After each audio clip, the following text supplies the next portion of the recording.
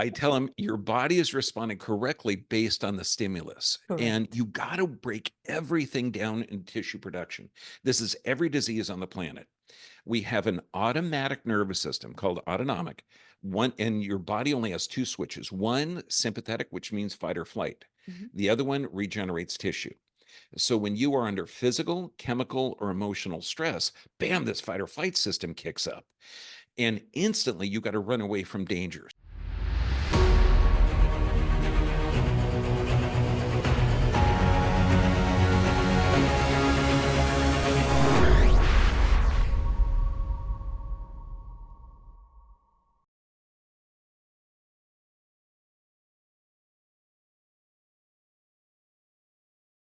Do you have joint or hip pain?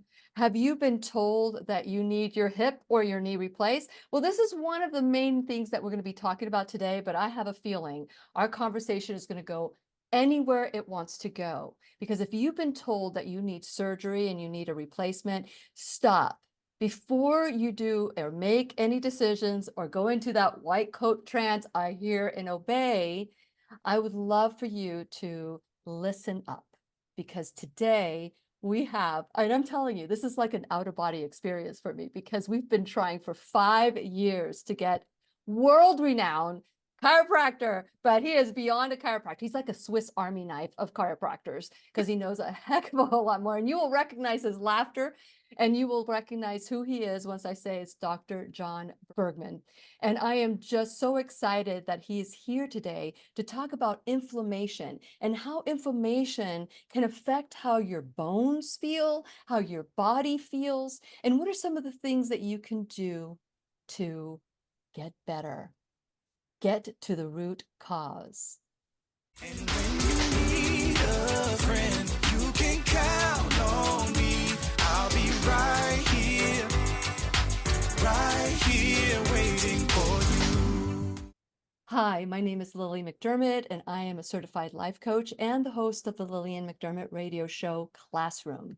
If this is your first time tuning in, please know I've been waiting for you.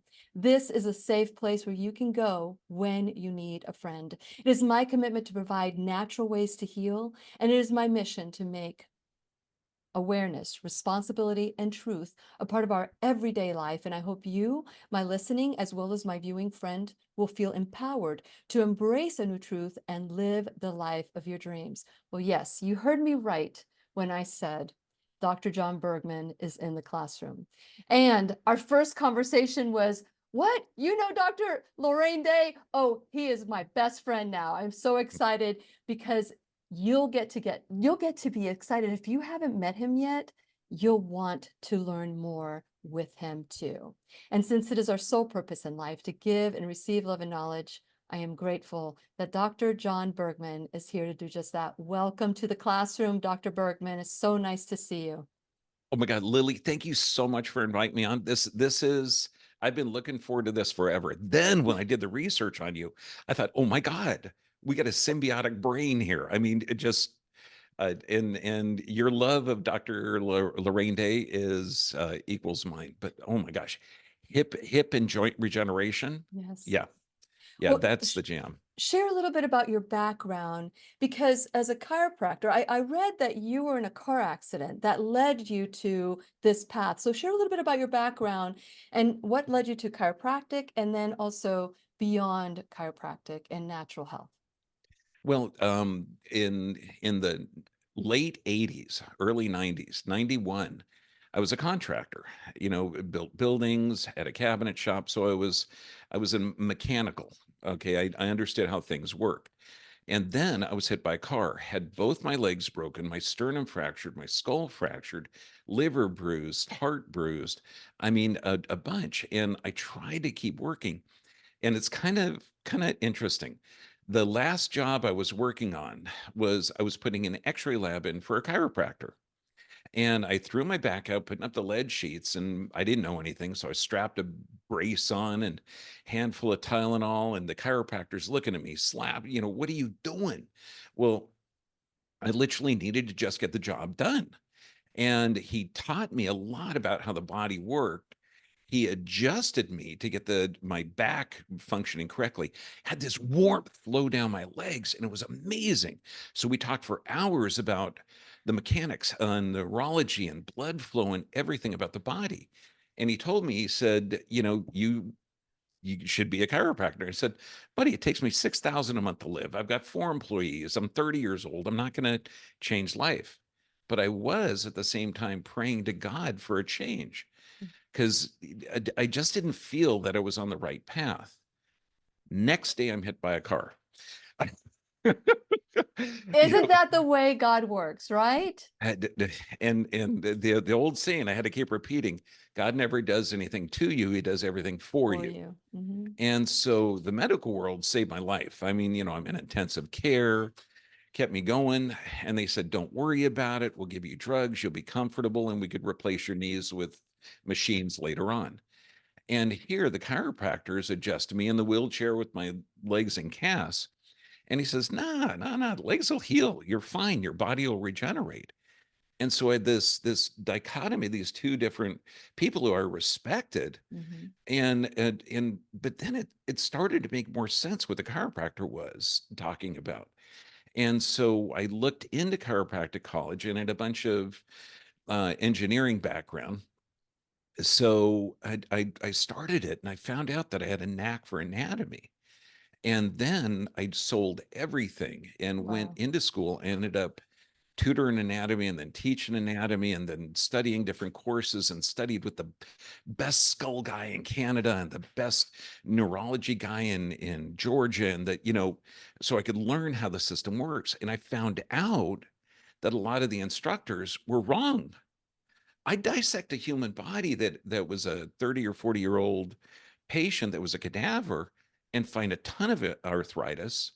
And I dissect a 70 or 80-year-old cadaver and find no arthritis. Mhm. And so arthritis isn't a factor of aging.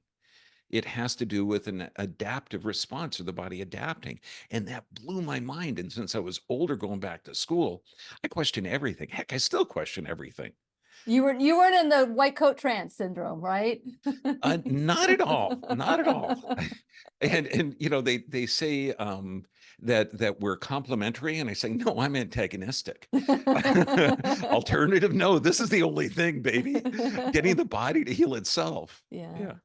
That's true. And so, but isn't it wonderful that what, and this is one of my favorite quotes from the Bible, when it comes to healing, and it's when Joseph met his brothers, and he said to them, because they thought he was going to kill him, and he said, what you intended for harm, God intended for good. So that harm that came to your body, God had a process that you needed to go through so that you can finally choose the career that you were selected to do. So you chose chiropractic, and have you? How did you get to that place where you're so recognized as a chiropractor? You have an incredible YouTube channel. You're able to explain things so well that even I can understand what's going on. So share how that came about, where you were the passion that you have to educate others about what you've learned too. It's almost like if you know a secret and you want to tell others that their bodies are, yeah, we're taught that they're self-healing, self-regulating. Well, if that's true, then high blood pressure, type 2 diabetes what's broken in the body, or is that really the body adapting? So let's talk about this inflammation, which we were told inflammation is part of the disease process. Whereas what I know today may be different, and maybe you could correct me if I'm wrong, but what I know about inflammation is part of the healing process. Am I going down the wrong path? Should I be censored because I just said that? So share a little bit about the inflammation process and what its purpose is. Oh, brilliant. I mean, you're 100% accurate. Inflammation is a healing process. And then people will say, well, systemic inflammation or inflammatory lifestyles, or no. Let's just look at this. So if you scratch yourself, you're breaking tissue, you're breaking cells. Instantly, the body's going to release these histamines and start this cascade of cellular activity to regenerate. I mean, first there's blood vessels are constricted, then they open up. I mean, it's brilliant. So inflammation is a healing process. Now, in the chemical treatment world, wait, let's call it medical care. Okay, where they're giving you a chemical to alter your response to the environment. That's the bummer, because the public will hear, well, Advil, Motrin, Aleve are anti-inflammatories. So is vitamin C, omega-3s, juicing, blending, strawberry juice. Are anti-inflammatories. Well, let's look at the difference. Inflammation is a breakdown and buildup of cells. And this breakdown buildup creates things called free radicals that can damage undamaged cells. And so now antioxidants like vitamin C, omega-3s, any kind of plant product, it deactivates those free radicals. So it allows the process of inflammation to work. Now, the insanity of giving a non-steroidal anti-inflammatory like Advil, Motrin, Aleve, you could say Tylenol, but nobody even knows how that works. That's not in the non-steroidal anti-inflammatory category, but it has similar effects. Those things decrease the building product of cartilage called proteoglycan production. So here, take this Advil. I know it's going to destroy cartilage in your entire body, but it'll make you feel comfortable. That stops the inflammatory process. That's the insanity. So in order to regenerate joints, we have to create a local inflammatory process, which, I mean, freaks people out, but it works.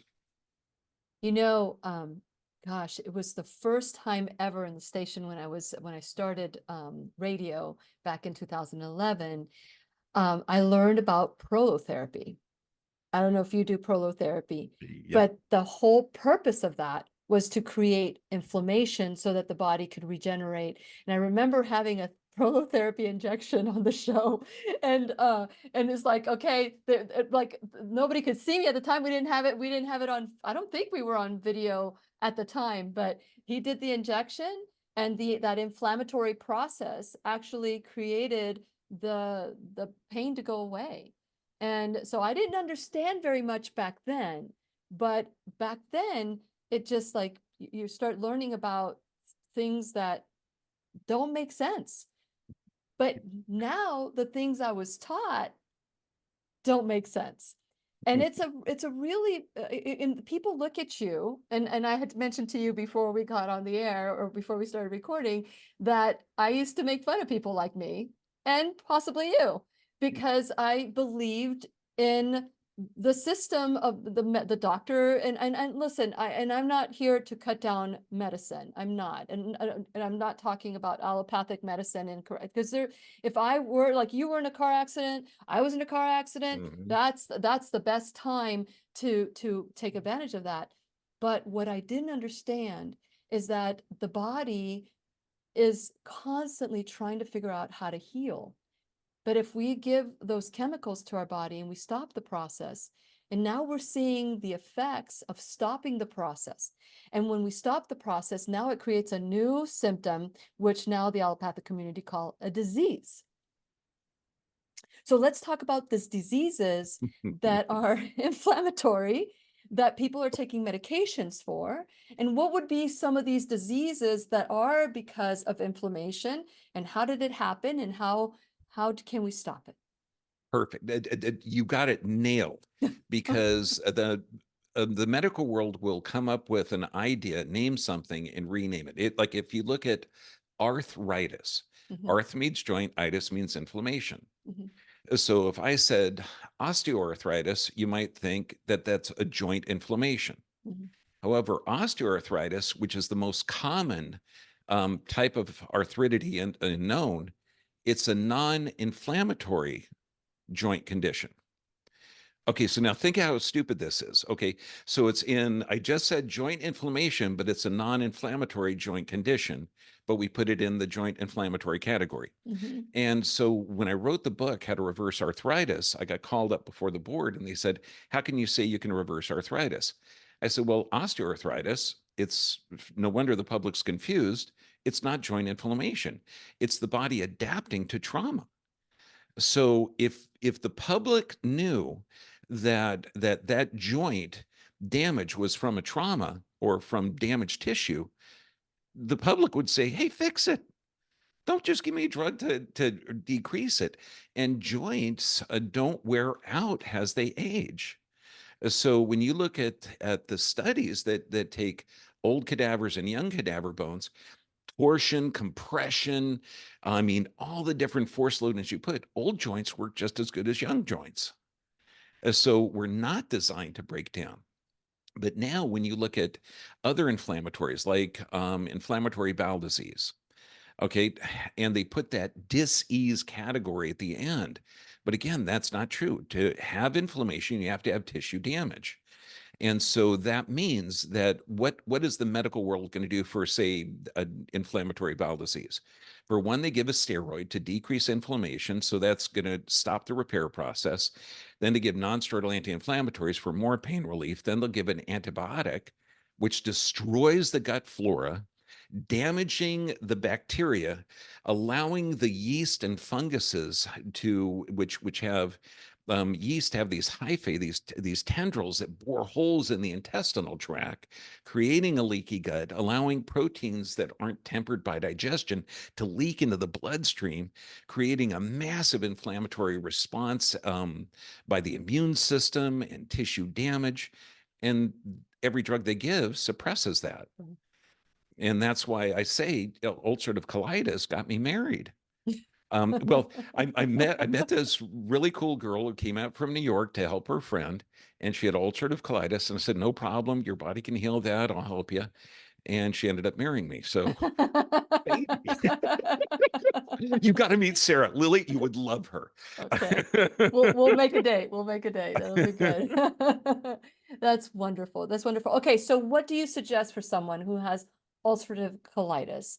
What should they do? Number one thing, it's the pattern interrupt that Lorraine Day pissed you off with. I tell them your body is responding correctly based on the stimulus. And Correct. you got to break everything down in tissue production. This is every disease on the planet. We have an automatic nervous system called autonomic. One, and your body only has two switches. One, sympathetic, which means fight or flight. Mhm. The other one regenerates tissue. So when you are under physical, chemical, or emotional stress, bam, this fight or flight system kicks up. And instantly you got to run away from danger. So blood flows from the gut, which is under the rest, digest, and repair control, to the arms and legs so you can run away. But also there's a whole cascade where the blood becomes thicker, okay, where the liver starts to break glycogen down to glucose. So blood sugar goes up, adrenaline goes up, and pupils dilate, heart rate, blood pressure, everything goes up. Now, if you're in a chronic fight or flight state, you have a chronic decreased blood supply to that gut. Now, here's the weird thing. Like when I was teaching human dissection, I could show you the parasympathetic nervous system. It's located in the pelvis and the neck. And I could show you the sympathetic nervous system, which is located in the mid back. So imagine if somebody had some kind of fall, a trauma, they were a cheerleader or they fell off a bike or a skateboard when they were 12, damaging their pelvis or their neck. In today's crazy world, be given a nonsteroidal anti-inflammatory. Here, kid, you'll be fine, but no one's going to be even following to see if there was chronic stress state to that. And so if these people are in a chronic fight or flight state from some minor physical trauma, it's going to affect organ tissue, hormonal production, everything. So when I get somebody with ulcerative colitis or inflammatory bowel or anything, I say, take off your shoes for two reasons. One, it's a pattern interrupt. But if you see that big toe is leaning towards the other toes, that means that you've got compromised nerve supply to the foot. And this is beginning bunion formation or bunion formation. That indicates a possible pelvis trauma. And that pelvis is housing half of that parasympathetic nervous system. So then I'll ask them, how are your sleep patterns? Oh, I sleep fine. I wake up 3 times in the night, and then I go right back to bed. Okay, well, I know your sleep patterns are interrupted, so that means you're in a chronic state of stress. I know that you have an unstable pelvis. So let's look for the physical stressors. And that's why we take, x-rays, stressed and static x-rays. And then we do a live blood cell analysis to see if the blood is efficient at holding oxygen or if it's showing signs of stress. Then we do a full body thermography to see areas of increased metabolic response. So we look to find the stressors. Then we do nerve scans to find out if they're in a fight or flight state, and then we fix it, because you cannot fix inflammatory bowel disease unless you get the person out of that fight or flight state. You can't fix any disease if they're in a chronic state of stress. Because the body, any disease, if you look at it, and I keep asking every patient, show me a disease that's not a tissue production problem. Show me a disease that's not the body adapting correctly to stress. And when you talk to somebody with a chronic inflammatory bowel condition and you say, look, your body's adapting correctly to the stress, we're not going to fix the bowel unless we address the underlying stressors. And there's only three. There's physical stress, chemical stress, and emotional stress. And we're going to have solutions for all three, and we're going to get you healthy.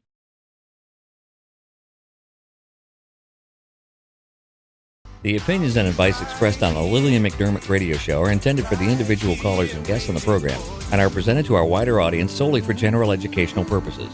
Please act responsibly and consult personally with your own medical, psychological, or nutritional expert before taking any steps to improve your life.